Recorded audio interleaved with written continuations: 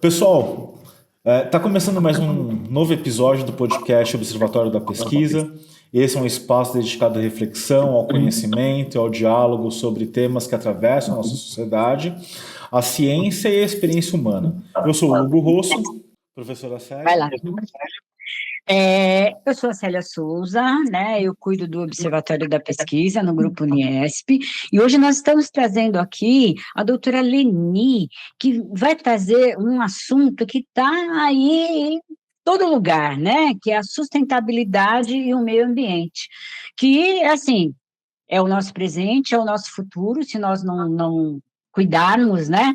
Nós temos que cuidar de tudo isso, e a professora Leni vai trazer para nós aí várias questões sobre isso daí. Professora? Bom dia a todos, prazer estar aqui com vocês no Grupo Uniesp. Obrigado, Hugo, obrigado, Célia. Na verdade, o convite foi feito, me senti orgulhosa por isso. E, de alguma forma, espero estar contribuindo com vocês aí, com algum tipo, com um pouco do meu conhecimento. Eu atuo na área há mais de 40 anos. Eu trabalhei muitos anos, eu sou advogada, especializada, pós-graduada em gestão ambiental, e atuei muitos anos na CETESB, lá eu fui auditora, lá eu fui gerente, e lá eu fui advogada também do meio ambiente. Então, eu digo que quando eu entrei, quando as questões realmente estavam sendo implementadas culturalmente e juridicamente no Brasil sobre a política nacional do meio ambiente. Então, a gente aprendeu muita coisa na vivência mesmo, né? E depois eu saí dessa CETESB, fiquei mais de 30, fiquei 30 anos lá, e depois eu vim montar uma consultoria, a Cenas Ambiental, onde a gente atua e atendendo todas as empresas em suas demandas e dentro das suas obrigações ambientais, né, sejam elas de que natureza for. A gente tem sempre está muito atento, não só cumprimento das obrigações impostas pelo órgão público, obrigações essas de ordem técnica, jurídica, administrativa. E eu estou aqui, se vocês precisarem, a gente vai fazer esse bate-papo, sem juridiquês, que eu não gosto também. A gente tem que falar a língua mais fácil, mais acessível. Pois não. Tá ótimo. Muito obrigado, doutora Lini, pela participação, por estar aqui com a gente. E, doutora, para começar a conversa, eu gostaria de fazer uma pergunta bem introdutória, digamos assim. Afinal de contas, né, o que é o meio ambiente? Pois é, meio ambiente, a gente pensa assim, a árvore, eu estou falando da árvore, eu estou falando do meio ambiente. Eu estou falando do rio, eu estou falando do meio ambiente. Na verdade, o conceito geral do meio ambiente é que é um conjunto, né, de elementos que interagem, de elementos vivos, aí se trata da fauna, da flora, interagem entre si, e também do que não são vivos, mas que são de extrema relevância para a nossa sobrevivência. Aí a gente fala da água, do solo, fala do clima, do ar, porque aí está toda a responsabilidade, inclusive dentro do que a gente vê do próprio órgão público, e aí as pessoas muitas vezes não entendem, né, o porquê da burocracia que envolve você ter que conceder licenciamentos para as empresas poderem operarem, porque na verdade ali elas estão diretamente interferindo no meio ambiente natural, no meio ambiente coletivo, que é um direito todo nosso. Eu digo que o meio ambiente é um bem público. Por quê? Porque se alguém for numa outra propriedade, por exemplo, onde eu estou, e jogar lá um contaminante qualquer, de tinta, isso aqui, de óleo, que seja, aquilo vai interferir, consequentemente, na minha condição também, da minha saúde, da minha sobrevivência. Por quê? Porque ali eu estou afetando o solo, eu estou afetando o rio. Então, o meio ambiente, ele se compõe dentro desse conceito, e a própria Constituição, no artigo 225, ela define bem assim que todos nós, eu, você, o Hugo, tem o direito a ter esse meio ambiente, que é, como eu falo, um bem público e coletivo, né, equilibrado, de uma forma para que a gente possa continuar a ter uma qualidade de vida, ter essa essencial qualidade de vida, e aí sim, impondo-se ao poder público, poder de fiscalizar, de controlar, e também da coletividade, porque hoje a gente já tem uma obrigação de responsabilidade que envolve responsabilidade administrativa, civil e penal. Então, o meio ambiente é a nossa terra, é a nossa casa, é o nosso meio que a gente agora, apesar de tantos desastres, a gente ainda tem que continuar protegendo, não só para nós, mas para as futuras gerações que estão vindo. Né? Nós podemos dizer, então, professora, que o meio ambiente é tudo, né? É assim, é tudo que nós temos aqui. Então, a minha casa, o parque, a rua, é tudo. O que eu tenho que cuidar? Eu tenho casa que cuidar coletiva, vamos dizer assim, é a nossa casa coletiva, sob pena dos próximos moradores, que são as futuras gerações, não poderem estar mais aqui. Então, a gente tem, sim, essa responsabilidade. Eu acho muito importante a gente internalizar agora, a partir de agora, sempre, essa cultura, né? O Brasil um pouquinho atrasado, se você vai para a Europa lá, o pessoal já tem uma consciência diferente, mas aqui nós estamos caminhando para isso e acho que a gente só tem a ganhar. Perfeito.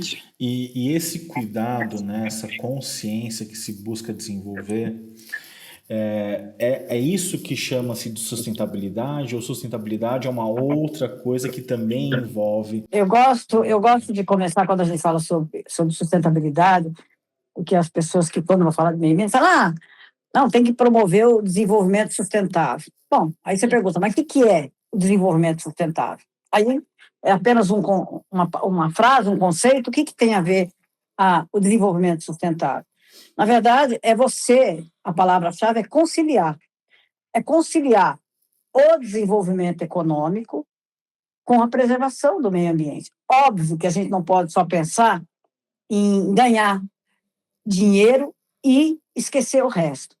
Assim como a gente não pode só ficar pensando no riozinho também lá e esquecer que nós temos uma vida social, uma vida interativa que precisa que envolve o trabalho, que envolve as empresas, que vai custear a nossa própria vida financeira e econômica. Agora, então, aí, quando a empresa, ela vai, imaginemos um exemplo de uma empresa que vai se instalar dentro de uma atividade, aí sim a importância da gente estar contribuindo com o conhecimento das pessoas que atuam na área ambiental, mas mais do que isso, da próprio órgão público, porque é ele quem vai basear, ele quem vai dar os parâmetros legais daquilo que já com muitos estudos, daquilo que vai ser permitido dentro daquela atividade, de forma a não prejudicar o rio, não prejudicar o ar, né? Porque nós temos a poluição atmosférica que extremamente perigosa para a gente, na medida que a gente aspira o ar, respira esse ar. Por exemplo, quando eu trabalhei na CETES, nós tínhamos muito queima de cana, e a queima de cana, essa fumaça é altamente tóxica. Então, a gente tem que fazer isso com controle, com segurança, e aí o órgão ambiental é quem faz esse trabalho de norteador de fiscalização para que as coisas possam acontecer dentro desse contexto. Hoje eu estava vendo eu ouço Eldorado, né? Eldorado FM, que é do Estadão. E aí hoje eles estavam fazendo uma reportagem que há uns 30 anos atrás, mais ou menos, né? Houve aquele movimento para a Marginal, né? Para o Rio, Sim. né? Que era de limpar o rio, né? Que apareceu um jacaré, que tinha um jacaré que morava ali Gente, ele conseguiu sobreviver, Conseguiu sobreviver, né? Então, eles estavam lembrando e estavam falando justamente isso, né? Essa coisa de você fazer essa conciliação, né? E, assim, o que eu, enquanto empresa, porque, assim, o povo jogava lixo lá no Rio, né? Assim, quando eu entrei... jogava até toco de cigarro, né? Tudo. Passava lá, jogava tudo. Para você ter ideia. E aí, assim... O que nós podemos fazer para conciliar a empresa, que precisa descartar o lixo dela com certeza, tem o esgoto, ela precisa fazer isso, mas eu tenho o rio, que eu não posso ficar jogando coisa no rio, porque senão você vai ser autuada, interditada e fechada. Mas você vê, quando a gente começou, eu agora nesse trabalho de consultoria, há uma época atrás, há um tempo atrás, eu fui numa empresa muito antiga dentro de São Paulo, e aí o dono, o pessoal lá falou, olha, a gente justamente, você vê como que era o pensamento antigo, a gente escolhia um rio para o terreno ao lado, para que a gente pudesse colocar nossos lixos, nossos resíduos no rio. E como não havia nenhum tipo ainda, à época, não tinha assim uma legislação específica que tratasse dessas situações, o rio era um descarte, era o quintal de fora e ali cada um que se vire. O que mudou completamente, né? Você veja que hoje a gente tem uma nova política, e depois a gente pode falar da Política Nacional de Resíduos Sólidos, que impõe uma série de regulamentações e obrigações e punições também para eventual empresa que não atende os conceitos e não atende às regras impostas na gestão desse resíduo, no controle desse resíduo. Se você tiver um material seu, um produto seu, jogado a céu aberto num lixo comum, ou que seja num rio, você vai se responder por que você não deu a destinação correta desse resíduo. Porque hoje, obrigatoriamente, você tem que pegar esse resíduo dentro de uma cadeia e fazer a destinação no local adequado. Essa destinação pode envolver, inclusive, uma reciclagem, né? E se não, primeiro você trata esse resíduo, que pode ter contaminante, para depois você poder levar num aterro, que não é qualquer aterro, tem que ser um aterro licenciado também pela CETESB. Tá? E essa legislação, ela vem desde quando? Olha, a Política Nacional de Resíduos, vamos começar pela Política Nacional de Meio Ambiente, foi em 81, né? A Lei 6.938 de 81, que implantou pela primeira vez uma política direcionada a todas essas obrigações, lá já se impondo uma série de restrições, de não ter lixão, de a céu aberto, mas o Brasil sempre caminha um pouco a passos lentos. E demorou um pouco, aí tivemos outras políticas de saneamento, políticas de educação ambiental, e finalmente, agora em 2010, agora, né, parecia que era tão recente, agora já estamos em 2026, 16 anos, foi, depois de discussões e discussões, foi implantada a Política Nacional, a Lei 12.305 de 2010, que foi implantada a Política Nacional de Resíduos Sólidos, aonde ali se chamou todo mundo para o jogo, não só as empresas, mas a sociedade como um todo, envolvendo aí o fabricante, o importador, o distribuidor, o comerciante e também o consumidor, porque nós também somos agentes de criar resíduo, poluição, e temos que ter responsabilidade sobre aquilo que a gente faz. Não é simplesmente jogar o toco de cigarro pela janela, a latinha de refrigerante, não. Nós temos aí uma série de obrigações, e acho que, culturalmente, a gente precisa melhorar, inclusive, essa consciência nossa que hoje ainda precisa ser melhor exercitada, né? Para você saber que aquilo volta para você, né? À medida que você vai entupir um bueiro, você sabe que a enchente vai trazer consequências terríveis para nós mesmos. Então, eu acredito que essa lei da Política Nacional de Resíduos, ela vem sendo implementada e acompanhada pelos órgãos públicos dentro da fiscalização e também muito pelo Ministério Público, que é um agente hoje que atua muito junto com as agências ambientais, porque ele cobra, né, que as coisas tenham que atender todas as demandas dentro da legislação ambiental, sob pena até da própria órgão público responder por prevaricação, se não atuar no seu poder de fiscalização. Então, assim, eu tenho colocado que a gente faz palestra há muito tempo sobre a Política Nacional de Resíduos. Essa política trouxe vários instrumentos, né? Um deles que a gente começou a praticar muito, e o pessoal fica meio perdido, que se chama logística reversa, que nada mais é do que aquilo que você fabricou, não é só oferir lucro, mas é você depois, no final de vida útil daquele produto, você saber que você pode reaproveitá-lo, reutilizá-lo numa nova proposta de produto, né? Sem ter que extrair recursos continuadamente da natureza. Então, a gente vem praticando isso, vem sendo cobrado, as empresas hoje, as agências ambientais públicas estão cobrando, porque o licenciamento está condicionado a essa situação, entendeu? Ou você faz a sua política dentro do que tem que ser feito, atendendo item por item da Lei 12.305, que é a Lei da Política Nacional de Resíduos Sólidos, ou você fica impedido de continuar. E a gente sabe que as licenças, elas têm um tempo de validade, 4, 5 anos, 6 anos, precisam ser renovadas, 2 anos. Na medida que você tem que renovar, você tem que atender todas essas condicionantes. Então, a cultura no Brasil, ela, não sei se voluntariamente, mas de alguma forma, ainda que seja imposta, ela vem se aprimorando e a gente vem ganhando aí com isso, no geral, de uma forma geral. Tá. Doutora, quando a gente fala da questão do cumprimento das leis e a aferição disso, hoje o Estado ele tem condições reais de acompanhar e vistoriar todas as empresas? Não. Ele faz o máximo que pode dentro da competência dele, mas falta, sim, uma infraestrutura administrativa, operacional, de mão de obra, né? Porque isso tem um custo elevado para o Estado. A gente, quando estava na CETESB, enquanto eu estive lá, trabalhávamos com uma ordem de 1.500 funcionários, 2.000 funcionários, mas você pensa, o Estado de São Paulo inteiro, o que significa para um Estado extremamente que tem desenvolvimento, tem indústria, e muitas vezes, infelizmente, as empresas se prevalecem dessa situação. Agora, óbvio que acontecem muitas denúncias também, né? Então, a coletividade é importante, por quê?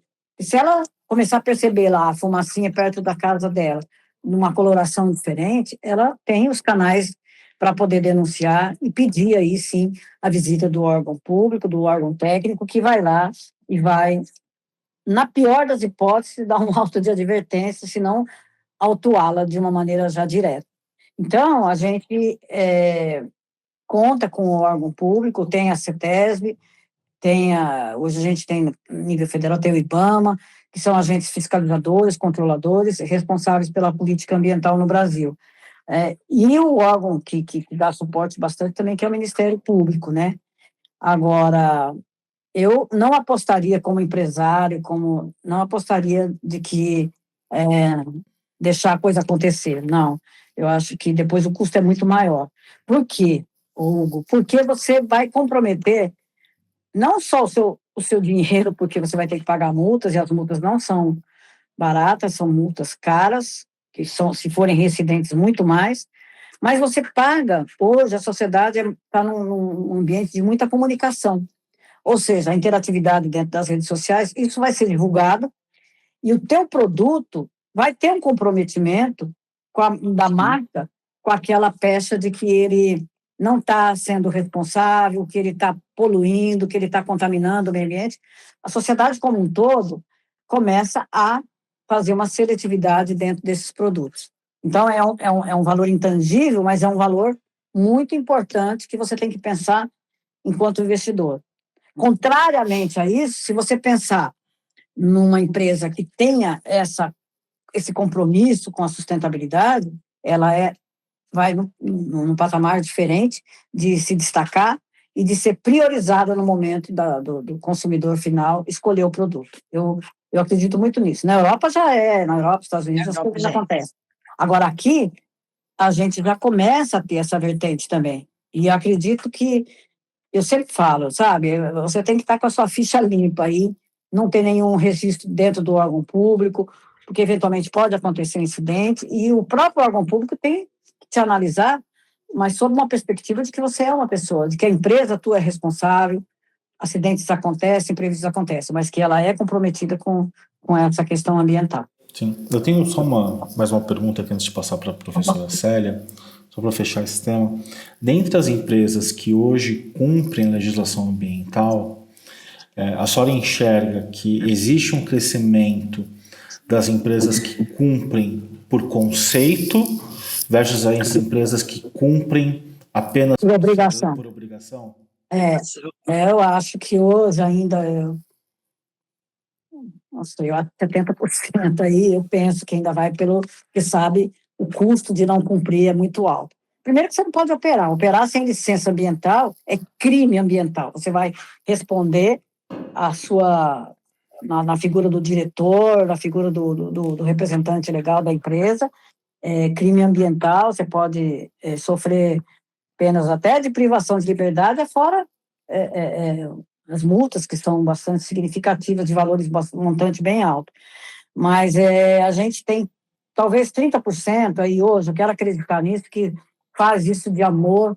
Eu trabalho com várias empresas de consultoria, e, por exemplo, eu consigo, não privilegiar ninguém, mas, obviamente, existem empresas brasileiras também que já estão caminhando por esse item da responsabilidade, da consciência, mas, por exemplo, eu trabalho com consultoria com empresas japonesas, que são um exemplo do exemplo, sabe? Eles minuto a minuto querem saber se estão corretos, como que pode destinar, se tem que ter um papel, um panfleto informativo daquele produto para o consumidor final.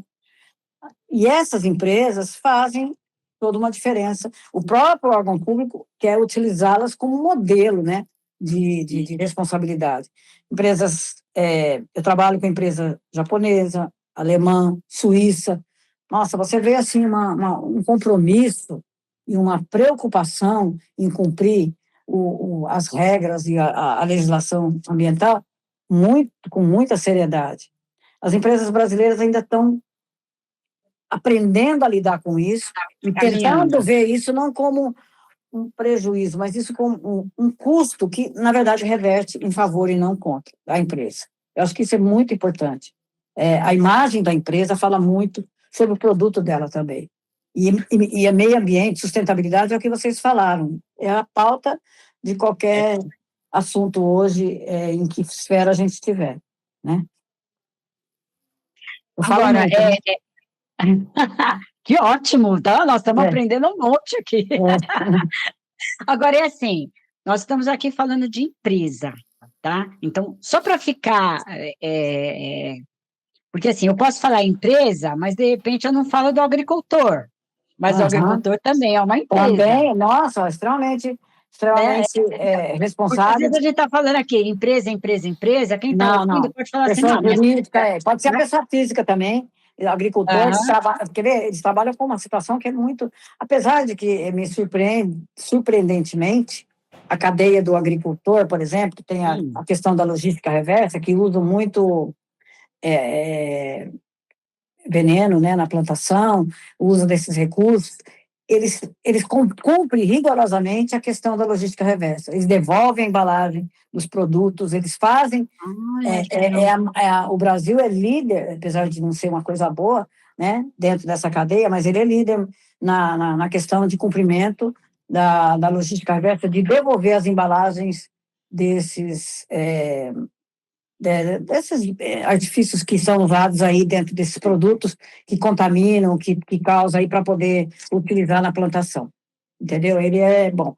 Mas há que se haver ainda, porque o agricultor ele é mais difícil mesmo, ele vai usar vários elementos aí de dificuldade, mas ele tem responsabilidade tanto quanto o empreendedor que está na cidade, em qualquer outra situação, né? Para ele cortar a árvore, ele sabe que ele precisa de uma autorização. Mas era uma árvore que não estava atrapalhando, não pode. Eu prestei consultoria para uma empresa muito grande, onde o empreendedor ele já achava meio que dono do mundo, sabe? Assim, constrói a casa do lado do rio, não tem o mínimo de respeito pela vegetação. A gente tem as áreas, né, de proteção ambiental, as APPs, os cursos de rio, que tem que ser respeitado a metragem para você poder construir, e muitas vezes isso é passado por cima. Mas, aos pouquinhos, eu acho que a gente vai assimilando e vai aprendendo, porque não é legal você tomar uma multa e não é legal você estar aí, ter que responder processo criminal para o Ministério Público, né? Com certeza. E quando eu vou, a minha família, ela mora em Minas, né? E aí, quando eu vou para lá, eu pego a Bandeirantes e pego todo aquele caminho que vai lá para Mojimirim, Mogi Guaçu, por ali. É bonito, ali é assim, cana, café, assim, direto. E é isso que eu falo, laranja. Os agrotóxicos são extremamente perigosos, né? E prejudica a saúde. Se você não fizer isso sob controle inclusive com aquelas, não é simplesmente usar o agrotóxico e jogar fora, não, você tem que, Sim. inclusive se você não devolver a embalagem, você não consegue comprar um novo produto para você poder utilizar.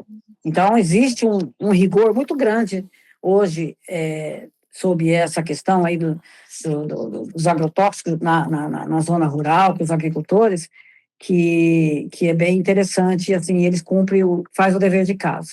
Mas é o que eu estou te falando, né? Não é simplesmente sair cortando a árvore, achar que não tem nenhuma implicação, porque tem. Muita gente vai lá e começa a construir, fazer um condomínio, fosse numa área de proteção, o que eu sempre aconselho enquanto consultora é você primeiro ter um parecer, né? Seja de uma consultoria bem preparada, ou até do próprio órgão público que te oferece essa oportunidade de você pedir um parecer de viabilidade para saber se aquele local está ou não com condições de atender aquele tipo de atividade que você vai desenvolver.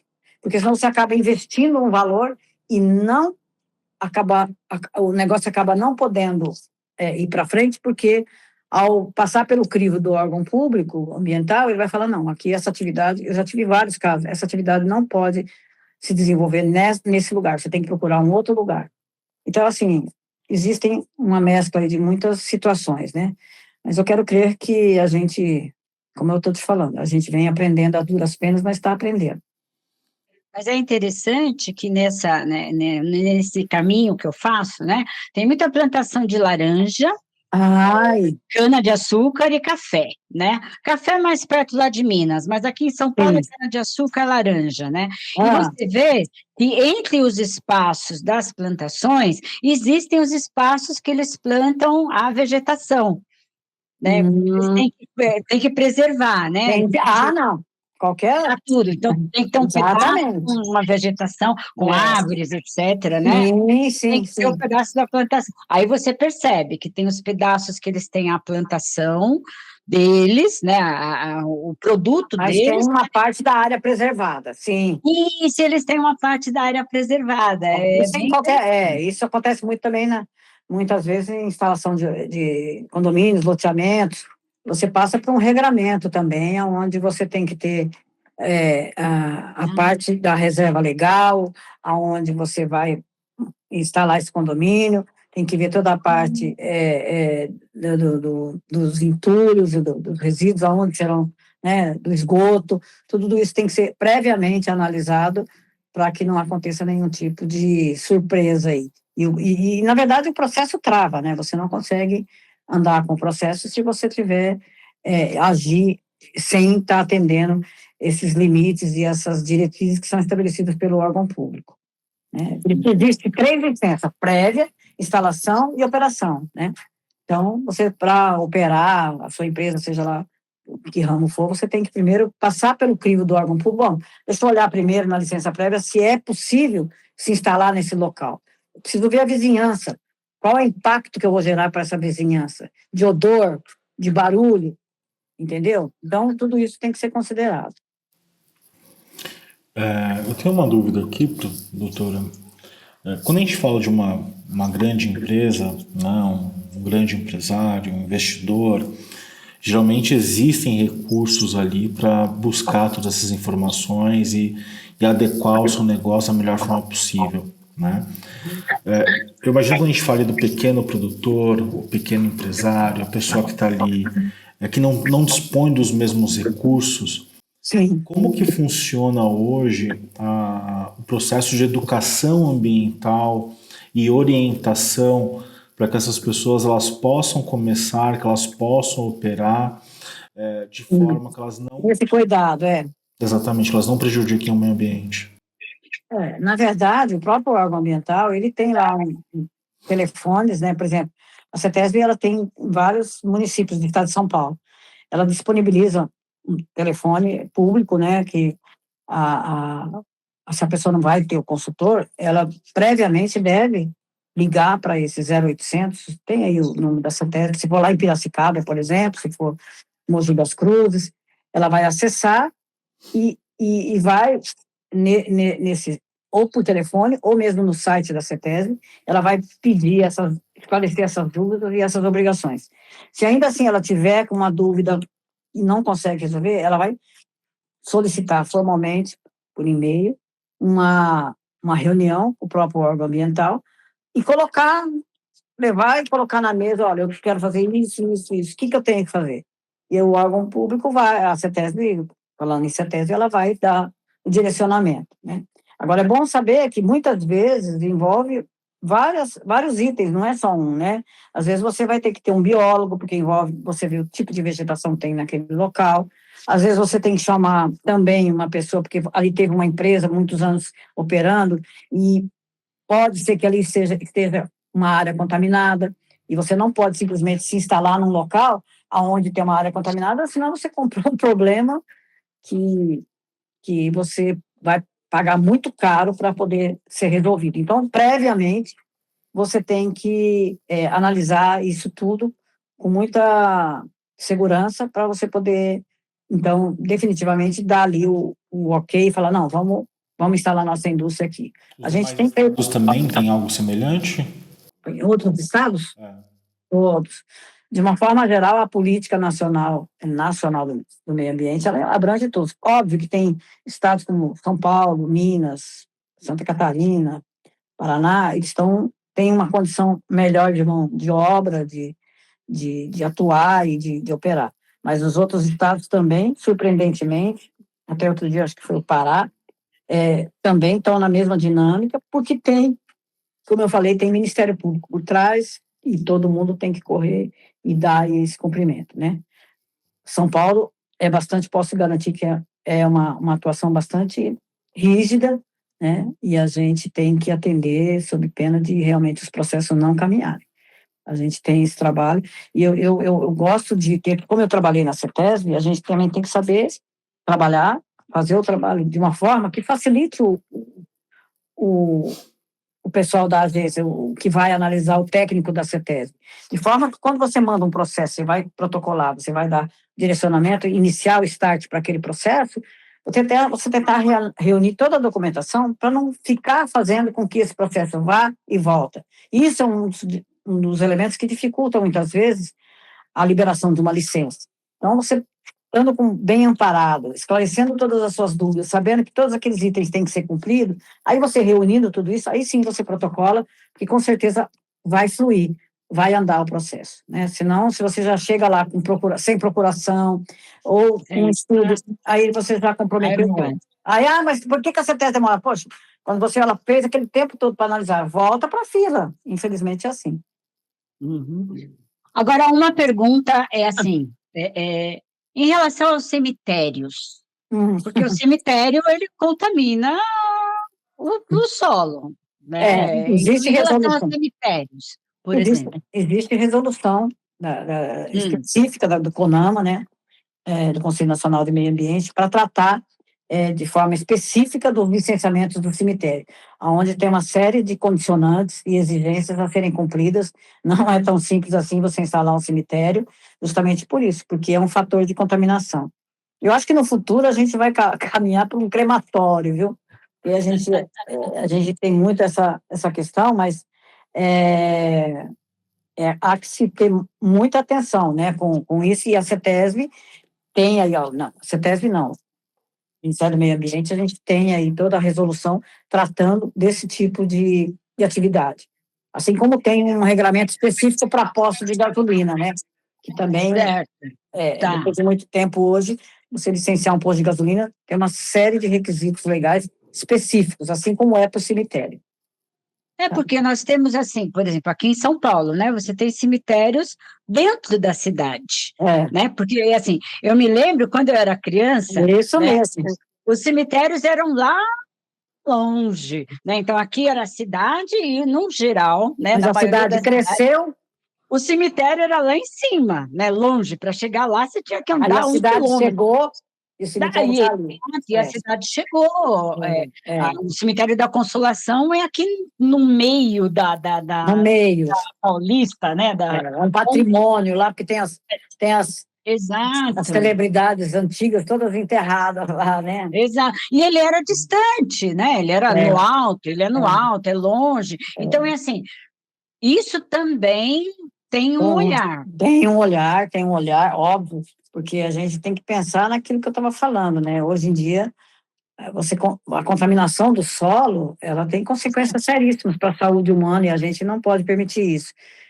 E existe uma fiscalização, sim, existe um acompanhamento.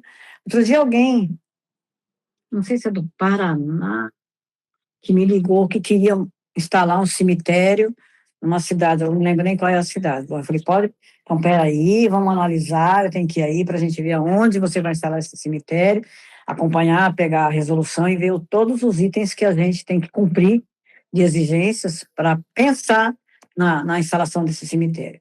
Não é simplesmente, eu vou lá e tem essa área que eu vou ocupar. Não.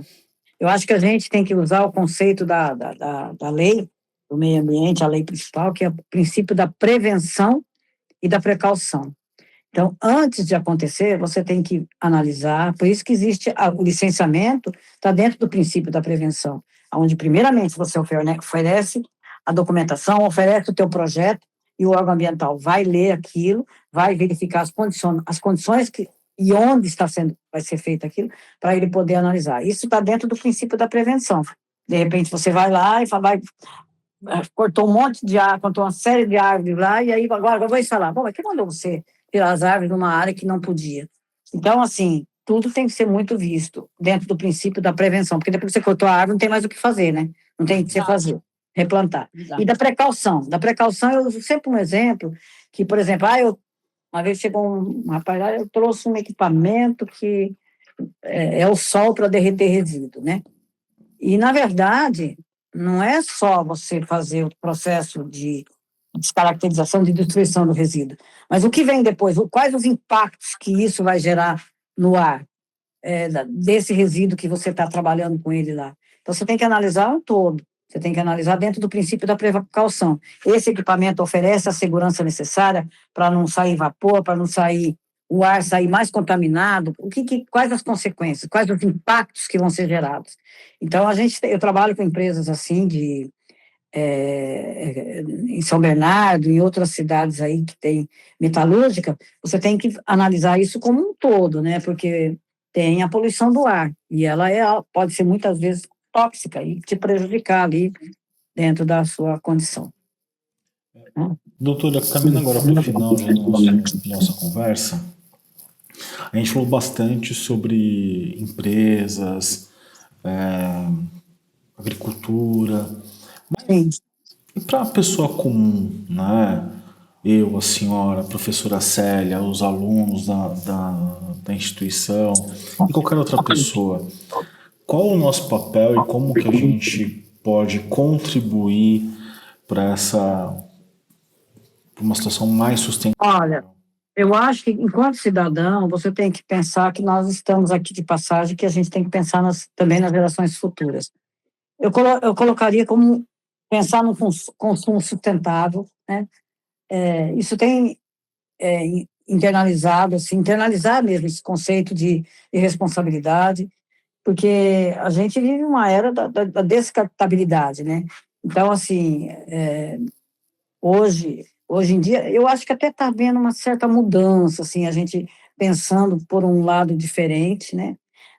Por exemplo, as empresas, infelizmente, o plástico, ele é um agente inimigo do meio ambiente, então, as empresas utilizarem, nós também, em nossa casa, fazer aí o uso de um copo de vidro, que você pode repetir várias vezes, não tem que ficar puxando o copinho todas as vezes.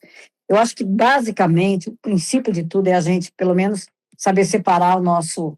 Eu não gosto de chamar de lixo, mas o lixo que a gente produz dentro de casa, do resíduo, o resíduo doméstico, né, do seco do molhado, não misturar, jamais pegar o remédio que está vencido e jogar na pia, né, que ali você está gerando contaminação.